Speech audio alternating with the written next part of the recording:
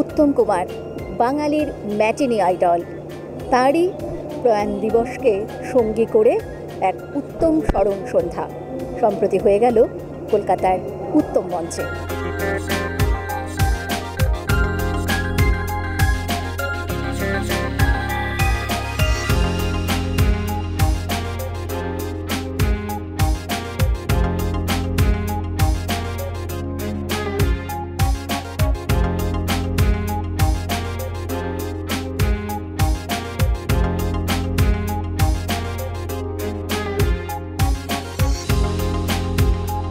এই উত্তম মঞ্চে এসে মনে হয় উত্তম কুমার ডে, এবং যারা শুনছে যারা গাইছে এই সিকোয়েন্স সবটা মিলে একটা আনন্দ অনুভূতি হয়, সেটা ভেতর থেকে আসে।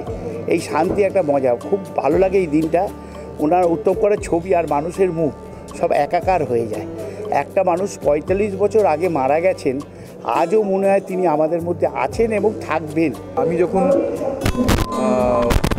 ছোট তখন উত্তম কুমার চলে গেছিলেন, এবং সেই সময় যে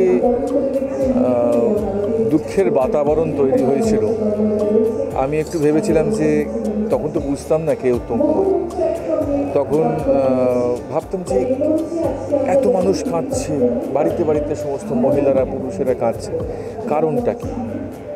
তো পরবর্তীকালে যত আস্তে আস্তে বড় হতে শুরু করলাম, বুঝলাম যে উত্তম কুমার কেন মহানায়ক। অদ্ভুত লাগে এত বছর ধরে বাঙালির মনে, মানে সত্যি হিরো বলতে যদি কেউ থাকেন তো উত্তম কুমার। এবং এটা আমার মনে হয় আমরা যখন থাকবো না তখনও এই ক্রেজটাই থাকবে ওনার। আর ওই আমরা তার মধ্যে আসতে পারি, মনে করতে পারি, এটাই অনেক। আর সবচেয়ে বড় কথা, প্রত্যেক কটা গান, প্রত্যেক কটা মুহূর্ত মনে আসে এই সময়টাতে।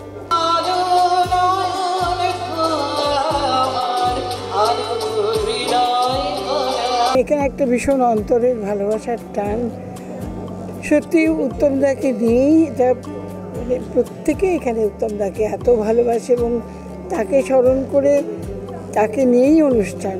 আর এই অনুষ্ঠানে আমি থাকবো না তো আর কোথায় থাকবো?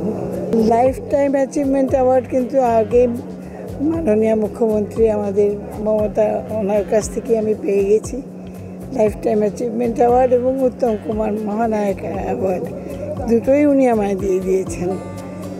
এবার ওর ভাই দিচ্ছে, যাই হোক একই কথা, ওরা আমাদের পরিবারেরই মতো। আমি ওদের ভীষণ অনেক কাছের লোক অনেক দিন থেকেই। উত্তম কুমারের মহানায়কের ছবির গানে উত্তম স্মরণ সন্ধ্যা, এবং এদিনের শিল্পীরা ছিলেন লোপামুদ্রা মিত্র, শ্রীকান্ত আচার্য, মনোময়ের মতো একদিকে যেমন প্রথিতযশা শিল্পীরা, তেমনি ছিলেন নতুন, মানে যারা গান গাইছেন দীর্ঘদিন ধরে নয়, কিন্তু ইতিমধ্যেই মানুষের মনে কোঠায় জায়গা করে নিয়েছেন তেমন শিল্পীরাও। সব মিলিয়ে এক জমজমাট সন্ধে উপহার পেল শহরবাসী। দেখতে থাকুন মিউজিক বাংলা, এনজয় সারাদিন।